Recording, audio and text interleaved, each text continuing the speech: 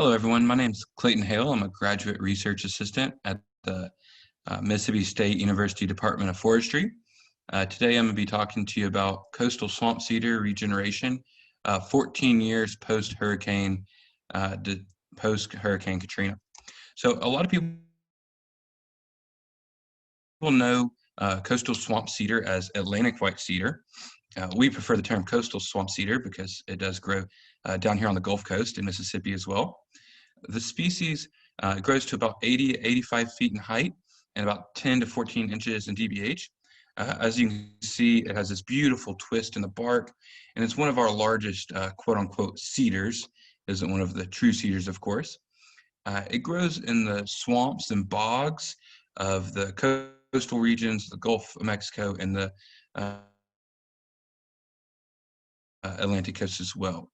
The habitat for Atlantic white cedar is typically peaty acidic soils, can be found growing with pitcher plants and different species like that. Extensive pure stands are the rule. That being said, on the Gulf Coast, they do tend to start to be a little more mixed. The populations on the Atlantic coast are just dog hair thick, pure stands of Atlantic white cedar. And the species, because it grows in these bogs and in these very shallow, in these wetlands with very shallow rooting area, the roots of this species are very shallow, making it very susceptible to wind throw. So this species, as you can see here, is imperiled and vulnerable across much of its range. In Mississippi and Alabama, it is imperiled and vulnerable, respectively. And this was last done in 1988, the last time they looked at Atlantic white cedar. And we suspect, especially on the Gulf Coast down here in Mississippi, that it's in even worse shape than it was in 1988. Over there on the right, you can see that the species is a very good self-pruner and produces a large, clean bowl and very rot resistant. This made it very valuable for boat building or other products that were exposed to water. This resulted in heavy timbering of the species in the middle of the last century. Other threats to the species include hydrological changes in the form of draining swamps, land use change over to agriculture, all those kind of things. So here's a range map of the species. It does tend to center on the North Carolina, Virginia border there in the Great Dismal Swamp. That being said, if you look down south, that we do have populations here in Mississippi. Those are centered on the Pearl River and the Escatawpa River in the panhandle of Mississippi. So to give you a little bit of an idea of where I'm working specifically, going from the southeast down to the panhandle of Mississippi, and then to the southeast corner of the panhandle of Mississippi.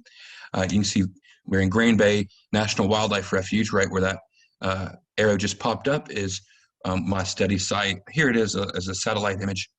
You can see I-10 there and the Alabama Mississippi Welcome Center and my study site outlined in the yellow.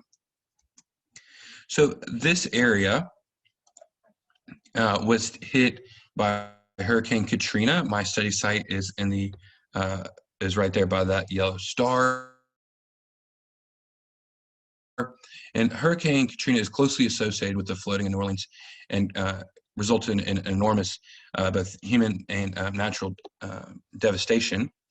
But it also really affected the coastal forested systems in the Gulf Coast region, including the Atlantic white cedar in southern Mississippi. So this is one of the large concerns for Atlantic white cedar is as hurricanes are increasing and coming into the Gulf, is it going to be able to regenerate post-hurricane disturbance? Talking about this map just a little bit, the red is hurricane force winds, and then that kind of orange just around the outside is tropical force winds. And as you can see, my study site was hit by hurricane force winds. This was, of course, in August of 2005 with about 175 mile an hour sustained winds. So immediately before and immediately following Hurricane Katrina, two U.S. Geological Service scientists, McCoy and Keelan, did a complete inventory of that stand that I just was talking about. They measured all the cedar on the stand and recorded wind damage. They hypothesized the stand wouldn't recover because they weren't finding any seedlings. I replicated this study last fall, completing 100% inventory of all the Atlantic white cedar on the site.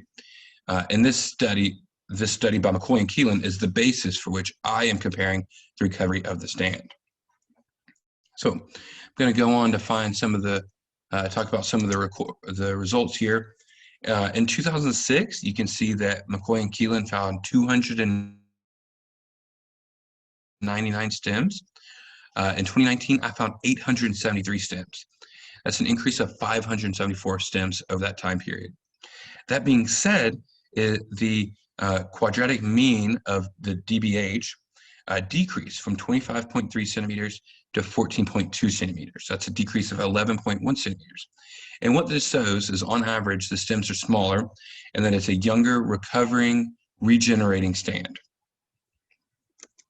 Okay, so here's the diameter distribution of all the Atlantic white cedar on the site. As you can see, in 2006, it was centered around that 10 to 15 centimeter range. And in 2019, when I was out there, it was around the 5 to 10 centimeter range, and much more in the 0 to 5 centimeter range. Once again, indicating a shift in the diameter distribution from larger, more mature stems to younger stems that are regenerating. Further, here's kind of the big thing is this is a map on the left from McCoy and Keelan in 2006. And marked by the red crosses are hurricane damage. Now, if you look at those same areas in the 2019 map, it correlates to the regeneration of Atlantic white cedar. All the green little dots are Atlantic white cedar. So the regeneration of Atlantic white cedar is correlated to wind damage that was recorded by McCoy and Keelan. So why does all this matter? What are the implications? So understanding Atlantic white cedar's ability to recover post-hurricane disturbance will allow conservationists to more effectively manage for the species. So what we're finding is post-hurricane disturbance, Atlantic white cedar regenerates in big, pure stands.